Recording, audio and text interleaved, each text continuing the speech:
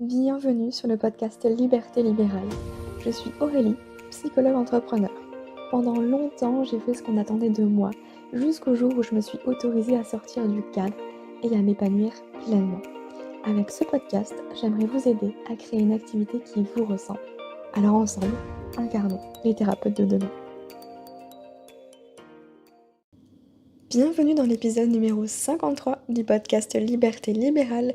Je suis ravie de vous retrouver pour un sujet peut-être un petit peu touchy aujourd'hui. On va parler du fait de comment s'assurer d'être un bon thérapeute.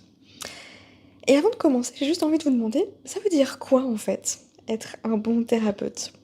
Est-ce que pour vous ça veut dire savoir exactement quoi faire face aux difficultés de vos patients? Est-ce que ça veut dire avoir confiance en vos compétences et ne jamais douter de vous? Ou est-ce que ça veut dire se former et s'informer continuellement sur l'évolution de votre profession, et cetera? Alors déjà, on va remettre les pendules à l'heure. On est humain, OK? Donc on ne peut pas tout savoir. Ça fait écho du coup à la première question que je vous posais, est-ce qu'il faut savoir exactement quoi faire face aux difficultés de nos patients?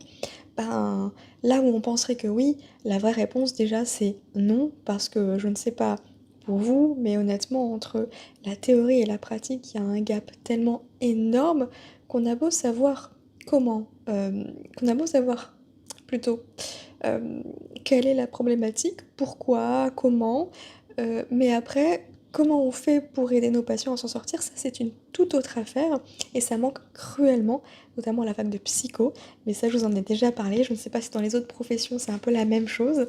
En tout cas, il y a vraiment un fossé donc non, bien sûr qu'on ne peut pas absolument savoir, quoi faire à chaque fois. D'ailleurs pour vous donner une petite anecdote, j'étais très créative, ce qui fait que des fois je donnais des exercices qui étaient inventés comme ça sur le moment à mes patients en cabinet et en réalité, c'est comme ça finalement qu'on avance petit à petit. On est des investigateurs, mais on n'a pas la réponse donc non, on n'est pas obligé de tout savoir ou en tout cas de savoir exactement quoi faire quand une personne arrive avec une difficulté. Des fois, ça peut nous arriver de dire: «Bah écoutez, je sais pas comment vous aider, mais en tout cas je vais tout faire, pour, y arriver avec vous, main dans la main». Bon, peut-être tourner un peu différemment, hein, vous l'avez compris, mais voilà un peu dans l'idée. Ensuite, avoir confiance en ses compétences et ne jamais douter, mmh, je crois que je connais aucun psy qui n'est jamais passé par le syndrome de l'imposteur. Je crois même que je connais aucun psy qui s'est débarrassé définitivement du syndrome de l'imposteur. Cette remise en question, en fait, ça fait tellement partie de notre métier que forcément, on se pose toujours la question de: «Est-ce que finalement, j'ai les compétences? Est-ce que je suis assez? Est-ce que je vais réussir à l'aider?» et cetera.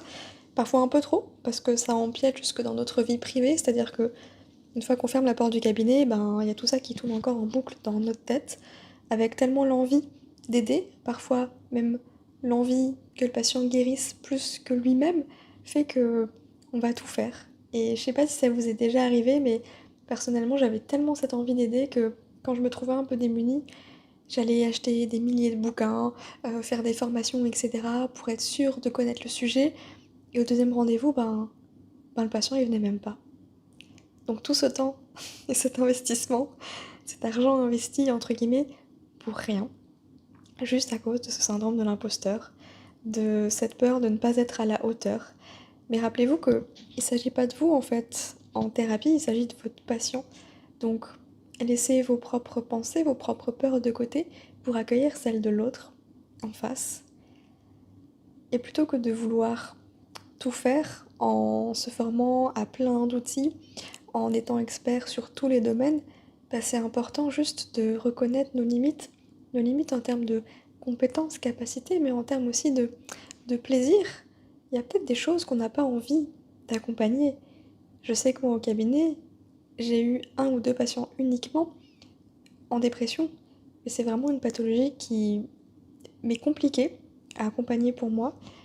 Donc c'est clairement un sujet dont je ne parlais pas sur mon site internet, par exemple, ou sur les réseaux, pour ne pas attirer ces patients-là. Et c'est pas mal, c'est juste de savoir finalement ce qui est OK pour nous, ce qui ne l'est pas, parce qu'on a aussi notre propre histoire. Donc comment s'assurer d'être un bon thérapeute? C'est d'être à l'écoute finalement de soi. Et parfois on prend des décisions sur la base de la peur, notamment la peur du manque. ça va certainement faire écho en vous, mais est-ce que ça vous est déjà arrivé de ne pas refuser un patient parce que, vous aviez besoin, finalement, de la rémunération de cette séance? Alors qu'au fond de vous, vous savez très bien que c'est un sujet, qui ne vous plaît pas trop ou sur lequel, vous n'êtes pas dans vos meilleures compétences, on va dire. Ou bien peut-être d'accepter un patient sur un créneau qui n'est pas disponible en général parce que, encore une fois, peur du manque. Vous finissez à 19h, mais OK, exceptionnellement, pour celui-là, vous allez accepter 20h. Et en fait, en vrai, le dilemme, hem, qu'il y a au fond de nous, ça, c'est un vrai dilemme moral parce qu'il y a des fois, on aimerait pouvoir réorienter un patient en expliquant simplement que ça dépasse le champ de nos compétences. Mais on sait aussi des fois qu'à un stade de notre activité, on ne peut pas se le permettre. On ne peut pas se permettre de dire non, parce que nous aussi, on a des factures à payer. En plus de celles de notre foyer, il y a celles du cabinet. Il y a les frais de scolarité des enfants, etc. Et on aimerait contribuer aux ressources du foyer et arrêter de compter sur le conjoint, mais on n'y est pas encore. Et cette insécurité financière, elle peut nous empêcher de dormir la nuit. Et alors, les week-ends prolongés, les vacances, etc., tout ça, clairement, on oublie, hein. Finalement, on aimerait penser à l'être humain, au patient, plutôt qu'au chiffre d'affaires qu'il y a derrière, parce que on a choisi ce métier, non pas pour l'argent, mais par passion. Et pourtant, on se rend bien compte que nous aussi, on a besoin d'argent pour vivre. Et vivre de sa passion, c'est bien beau, mais on mange comment? Surtout quand il y a plusieurs bouches à nourrir. Alors forcément, ça fait aussi écho aux lapins et aux annulations de dernière minute. C'est des créneaux bloqués pour des patients, des créneaux qui ne peuvent pas être pris par d'autres qui auraient peut-être vraiment besoin de venir à ce moment-là et finalement ces personnes-là ne viennent même pas, ne préviennent pas ou vraiment à la dernière minute, c'est ce qui fait que c'est impossible de combler ce trou dans l'agenda. Et au final, la conséquence, c'est que c'est encore une fois du chiffre d'affaires de perdu. Et être un bon thérapeute, c'est aussi être à 100% avec son patient durant toute la séance, non? Oui, même quand, il est 19h et qu'on est là depuis 8h le matin à cause d'un rendez-vous encore une fois exceptionnel, qui en plus n'est pas venu. C'est parfois dur de tenir, même si on carbure au café. On a un métier qui n'est pas physique, mais qui est très psychique, intellectuel, prenant. Et ça, il y a beaucoup de personnes qui ont du mal à le comprendre, en valorisant plutôt le travail physique plutôt que le travail psychique. Mais ça prend tellement d'énergie, en fait, d'être présent, d'être dans l'écoute attentive, que, oui, on peut aussi être complètement claqué à la fin de la journée, alors qu'on a fait, entre guillemets, qu'écouter. Nos neurones saturent, et si en plus c'est pas, entre guillemets, un patient passionnant, le temps il s'écoule tellement lentement que, en fait, on finit par regarder sa montre 2 fois et voir que l'heure est toujours la même. Et là, on se dit: «Aïe!» Oui, nous aussi, on est humains. Et quand je parle de patient passionnant, c'est pas péjoratif pour le patient, c'est juste qu'on a forcément des affinités avec certaines personnes et certaines histoires plutôt que d'autres. Et il y a des patients, oui, qui sont, pour nous, ennuyants, je vais le dire. Je vais le dire clairement. Et le pire, c'est que c'est le genre de patient très fidèle, qui vient toutes les semaines, qui rate jamais sa séance et qui est là à nous rabâcher toujours la même chose et purée, qu'est-ce que c'est chiant. Oui, on est humain et c'est important de reconnaître qu'il y a des patients qui nous ennuient et d'autres qui nous fascinent. C'est pas mal, c'est pas bien, c'est juste comme ça. C'est. C'est tout. Et parfois être un bon thérapeute, c'est juste reconnaître, qu'on aime notre métier, mais qu'on n'a plus envie de l'exercer de manière traditionnelle. Parce que c'est trop de stress, parce que ça répond pas à notre valeur numéro un qui est la liberté, finalement.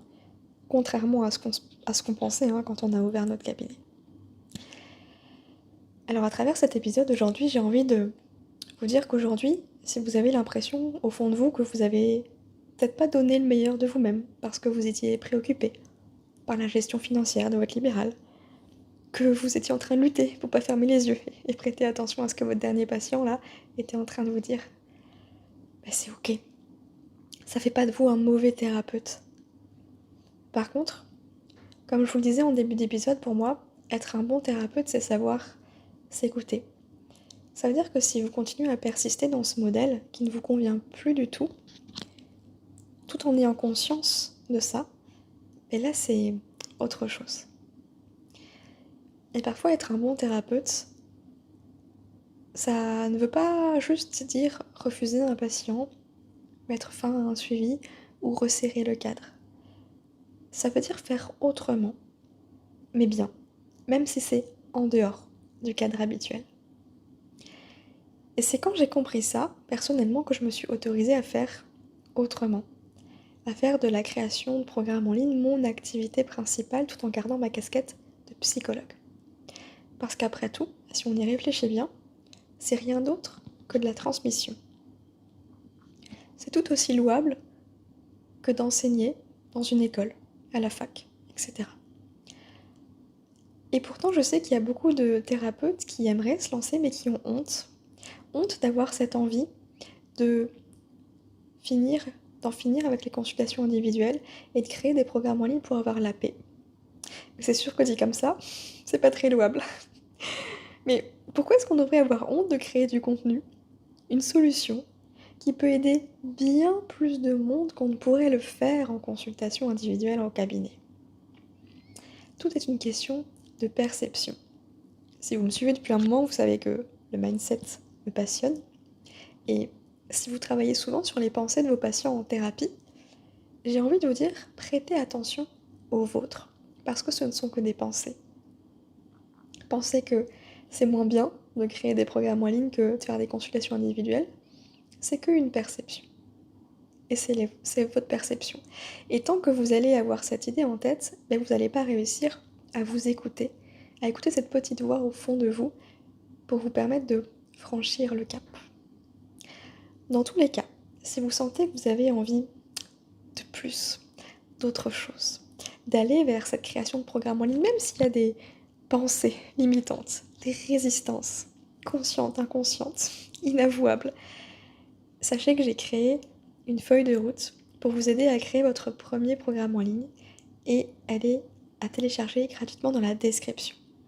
En fait, je vous partage le process qui est décomposé en 10 étapes pour rendre ce projet accessible à tous les thérapeutes. Et en prime, on parle aussi des mythes et croyances limitantes pour vous aider aussi à faire ce travail de mindset, ce travail sur vos propres pensées et vous autoriser à aller vers quelque chose de mieux pour vous, de plus adapté à votre nature, à vos valeurs, à vos envies. Bref, tout simplement, vous ne voulez pas manquer ça. Donc je vous invite vraiment à checker la description et à télécharger cette feuille de route. Et je serais ravie d'avoir vos retours dessus parce que tout ce que je vous partage, c'est issu de mes connaissances, mes compétences, mon expérience et notamment tout ce qui est mythes et croyances limitantes. Elles sont pas sorties du chapeau.